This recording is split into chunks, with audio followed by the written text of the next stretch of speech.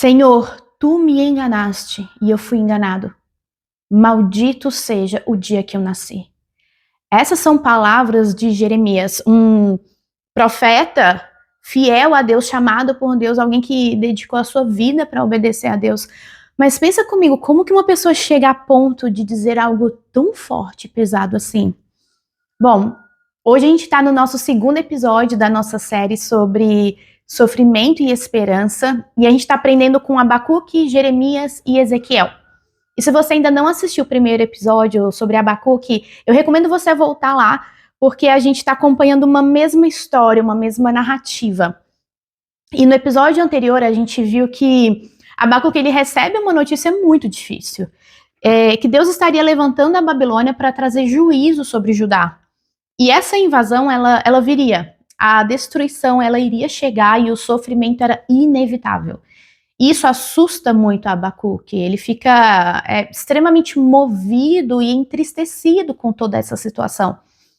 E agora, nessa história, entra mais um personagem que é Jeremias. E se Abacuque ele estava profetizando ali antes da chegada dos babilônios, Jeremias ele está exatamente profetizando e vivendo nesse processo, onde a Babilônia ela está para vir e ela chega. Ele vê a crise se aproximando e ele está ali anunciando uma mensagem de juízo, ele está chamando o povo ao arrependimento. E por conta dessa mensagem que ele carrega, ele sofre profundamente. Deus ele levanta Jeremias para falar, para levar essa mensagem que ninguém queria ouvir. O cenário ele era extremamente caótico. O povo tinha abandonado a Deus, a idolatria estava dominando a nação, o coração deles estava extremamente endurecido, eles não queriam ouvir, eles não queriam mudar, eles não queriam se arrepender. E para você ter uma ideia da gravidade, né, de toda essa situação, Deus ele chega a comparar o pecado do seu povo ao pecado lá de Sodoma. Ele diz, inclusive, que o povo agora estava pior do que o de Sodoma. E em vários momentos, ele chama Israel de uma esposa infiel, de uma prostituta espiritual. O povo tinha virado as costas para Deus. Mas, em meio a esse caos, uma frase ela vai aparecer repetidamente aqui no livro de Jeremias. E essa frase é: e veio a palavra do Senhor. Quando tudo parece perdido, no meio do caos, a palavra de Deus continua chegando. E ela continua chegando pra gente hoje. E essa palavra, ela não vai apenas revelar quem Deus é, mas ela também nos coloca diante da sua missão. Quando a palavra de Deus chega, ela nos coloca diante da missão de Deus, que nos chama a sermos parte do que Ele está fazendo. O problema é que quando a palavra de Deus chega e nos coloca diante da sua missão, ela nunca vai nos deixar em uma posição confortável, porque ela nos chama à obediência. A palavra, ela sempre vai nos conduzir por um caminho de obediência, e obedecer tem um custo. Os profetas que a gente está conversando aqui, né, claramente nos mostram isso. Abacuque e agora Jeremias, eles conheceram o custo da obediência a Deus. Jeremias foi extremamente rejeitado, ele foi humilhado. Certa vez ele foi inclusive amarrado num tronco. Ele foi preso, abandonado, e tudo isso pelo seu próprio povo. Ele foi tratado como um inimigo, porque ele estava anunciando uma verdade de Deus. Ele foi chamado para falar a esse povo que não queria falar, que não queria escutar. Ele foi chamado a permanecer fiel a essa missão quando ninguém parecia responder o que ele estava fazendo. Ele foi chamado para carregar uma mensagem muito pesada em um tempo muito difícil. Sabe aquela expressão que a gente usa sobre dar murro em ponta de faca? É como se Jeremias estivesse fazendo isso. Ele estava dando murro em ponta de faca constantemente. E, óbvio, ele está se machucando, né? Mas quem chamou tudo isso foi o próprio Deus. Olha que difícil. A caminhada de Jeremias foi marcada por dor, por sofrimento. por muita solidão. Porque foi o próprio Deus, inclusive, que disse para ele não se casar, não ter filhos. A crise que estava vindo sobre a nação, ela seria tão severa que a própria vida de Jeremias, ela estava se tornando um sinal profético para levar a mensagem para o povo. O povo estava vendo a mensagem através da vida de Jeremias. Só que no meio de tudo isso, e a gente vai lendo o livro de Jeremias e a gente vai sim se angustiando, vendo tudo isso que vai acontecendo com ele, tudo que ele passa. Só que chega esse momento em que tudo isso parece pesado demais para Jeremias. Sabe quando a gente chega no limite? Quando a dor ela se acumula, quando as perguntas só aumentam, quando a obediência ela parece custar muito mais do que a gente imaginava. Jeremias, ele chega exatamente nesse lugar. E aqui no capítulo 20 a gente encontra um dos desabafos mais honestos do Antigo Testamento. Aqui o profeta ele está derramando diante de Deus toda a sua dor, a sua frustração e o seu cansaço, sabe? Porque a real é que existem situações que vão nos desgastar e elas vão minando a gente por dentro. E parece que a gente não está vencendo a batalha, né? Parece, na verdade, que nós estamos sendo vencidos. E é nesse contexto aqui que Jeremias vira para Deus e fala: Senhor, o Senhor me enganou e eu fui enganado. É como se Jeremias virasse para Deus e dissesse: o Senhor me chamou. Lembra lá no capítulo 1 de Jeremias, né? Deus chamando a Jeremias, dizendo que havia o separado, que o conhecia desde o ventre. É como se Jeremias virasse para Deus e falasse: foi o Senhor que me chamou. O Senhor disse que me separou lá no ventre da minha mãe, que me conhecia. Me separou para ser profeta. E eu disse ao Senhor que eu era menino, que eu nem sabia falar. E quando eu disse que eu era menino, que eu não sabia falar, o Senhor disse que não era para dizer isso, porque era o Senhor que me usaria, o Senhor que me capacitaria. O Senhor me encheu de coragem, Deus, para eu viver a sua vontade, e eu fui. E eu me entreguei para te servir.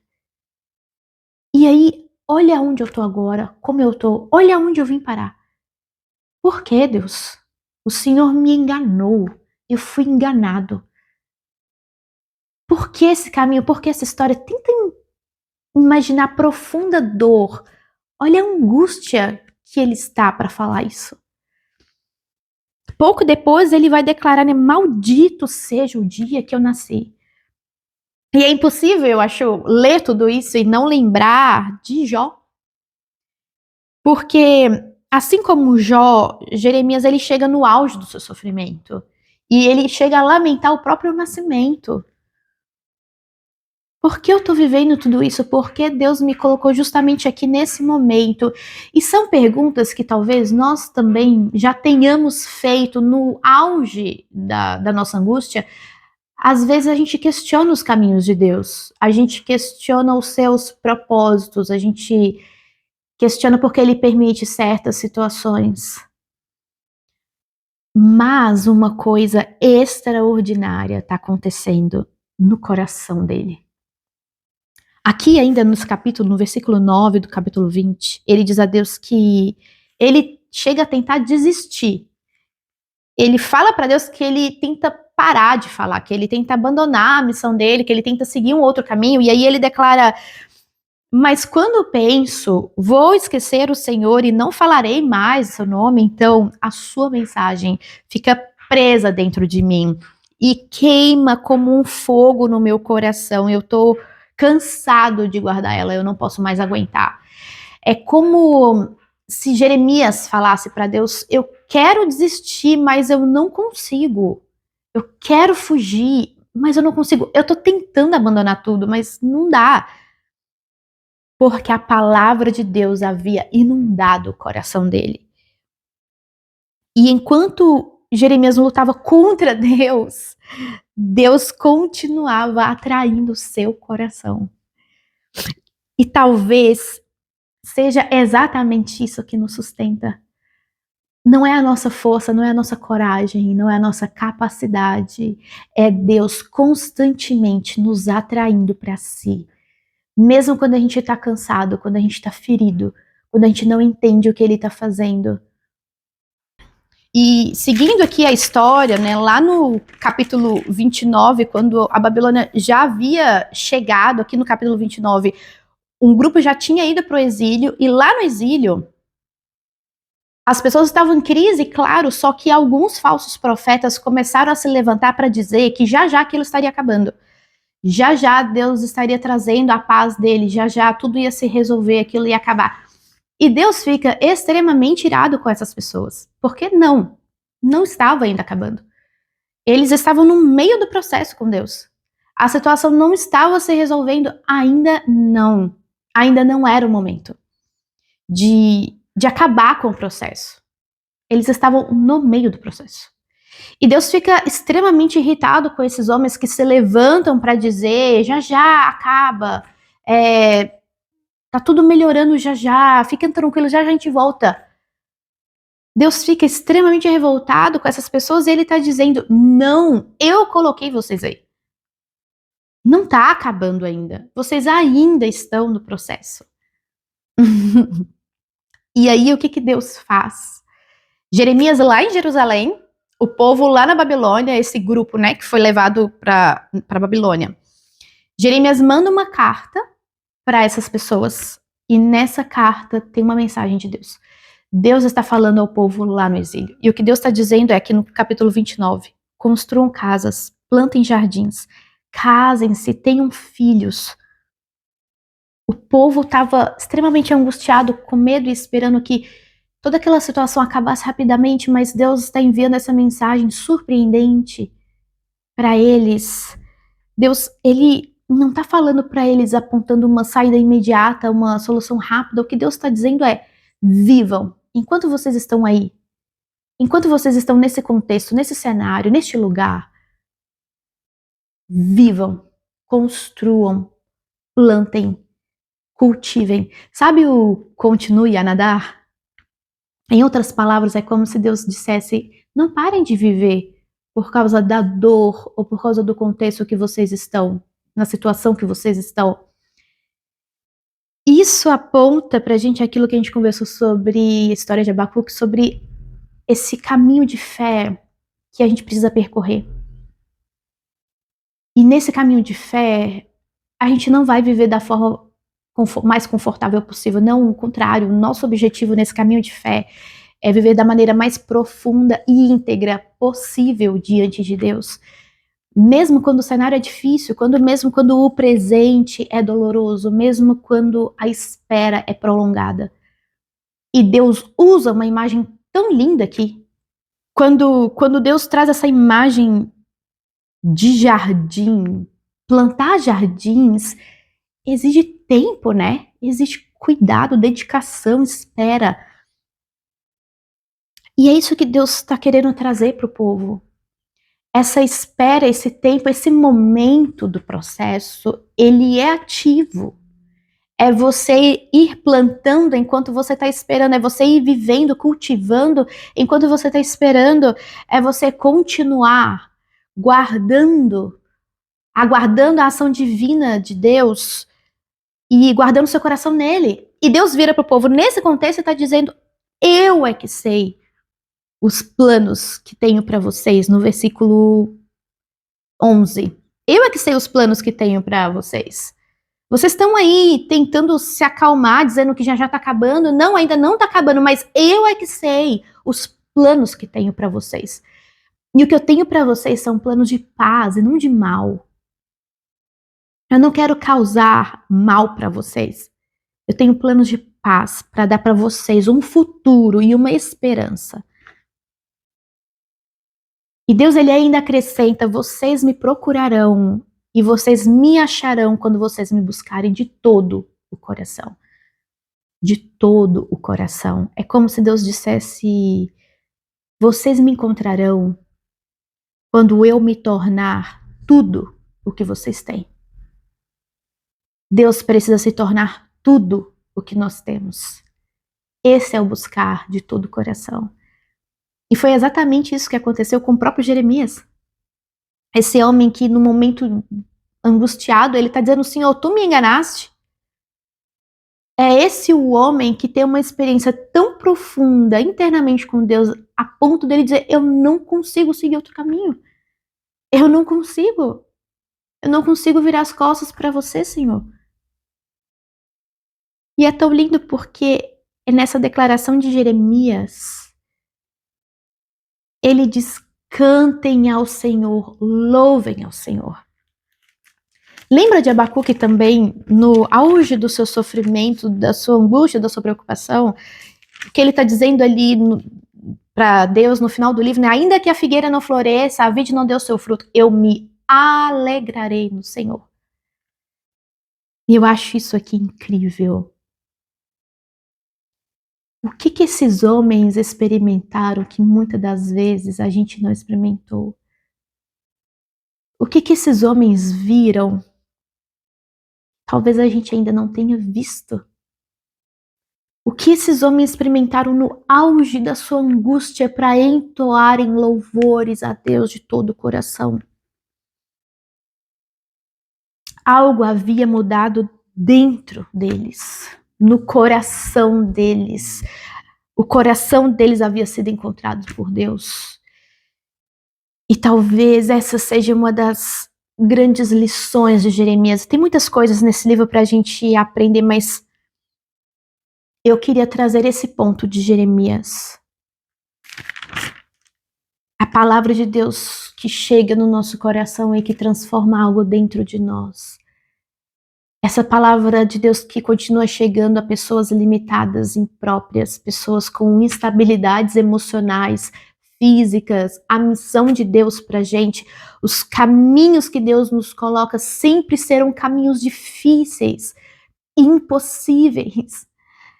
A missão de Deus sempre vai ser impossível. Mas a graça dele, a graça de Deus pega alguém quebrado por dentro, instável, incompreendido, para servir a Ele. E essa palavra é sempre vitoriosa. Todo aquele sofrimento que o povo estava vivendo e eles estavam querendo encerrar logo, e Deus dizendo: não, vocês estão nesse processo. Todo esse movimento de Deus estava levando esse povo, tirando eles da extremidade e levando ao centro da vontade de Deus. E ali, mesmo que a gente não compreenda exatamente, de forma misteriosamente, ali era o melhor lugar. Não é um mistério isso? A verdadeira fé, ela não nasce quando tá tudo bem. Quando a gente passa por esse processo de Jeremias, de Abacuque, como a gente tem aprendido, quando nós somos atraídos por esse amor incondicional de Deus, quando nós somos colocados nesses caminhos de Deus que nos pegam de surpresa, quando nós somos privilegiados de sermos como um vaso amassado pelas suas mãos, um vaso quebrado pelas suas mãos, como o próprio livro de Jeremias vai trazer também essa imagem, quando nós estamos nessas situações, aí sim a declaração de fé, ela é verdadeira. Aí sim a sua declaração de fé, ela é uma entrega legítima. E só quem passa por esse caminho misterioso, esse caminho incompreensível, esses caminhos por vezes inapropriados, porém redentivos, caminhos redentivos. Só quem passa por esses caminhos declaram louvores pela fé. Um caminho que pega a sua vida, que te aponta para uma caminhada de total dependência, uma caminhada que você não queria, uma caminhada que te pega de surpresa, mas te coloca na total dependência de Deus. Nesse lugar, você declara um louvor de fé. E esse é o mistério da esperança cristã, uma esperança que não ignora a dor, mas permanece firme no meio dela. Que Deus continue atraindo o seu e o meu coração para Ele, mesmo nos dias difíceis, e que, pela graça de Deus, você aprenda a construir jardins cheios de vida, de beleza e esperança, no lugar aonde Ele te plantou hoje. E a gente se vê no próximo e último episódio, onde a gente vai aprender e conversar sobre o profeta Ezequiel. Envie esse vídeo para alguém, se inscreva aqui no canal, que daí você vai receber também o último episódio. A gente se vê até lá. Que Deus te abençoe. Tchau!